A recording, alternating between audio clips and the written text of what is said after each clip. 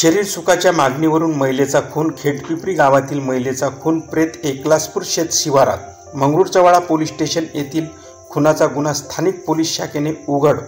दिनांक 31/1/2024 रोजी नांदगाव खंडेश्वर तालुक्यातील एकलासपूर शेत शिवारात चंदू गावंडे यांच्या शेत शिवारातील विहिरीत एका अज्ञात महिलेचा अर्धनग्न अवस्थेत प्रेत आढळून आले। गुप्त माहितीवरून स्थानिक गुन्हे शाखेच्या पथकाने आकाश मनोहर मंदुरकर वय 24 वर्षे, राहणार शिवनी, रसुलापूर, तालुका नांदगाव खंडेश्वर, जिल्हा अमरावती यास ताब्यात घेतले।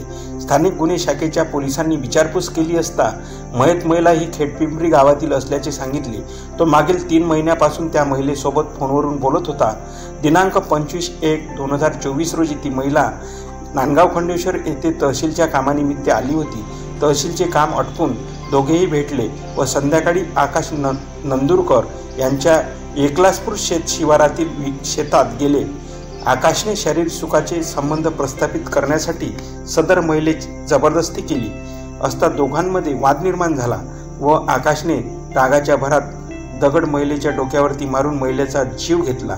तिच्या अंगावरचे कपडे, चप्पल काढली व तिचे प्रेत उचलून चंदू गावंडे यांच्या शेतातील विहिरीत टाकले व मयत महिलेचा खून करून पुरावे नष्ट करण्याचा प्रयत्नही आरोपी आकाश नंदुरकर यांनी केले।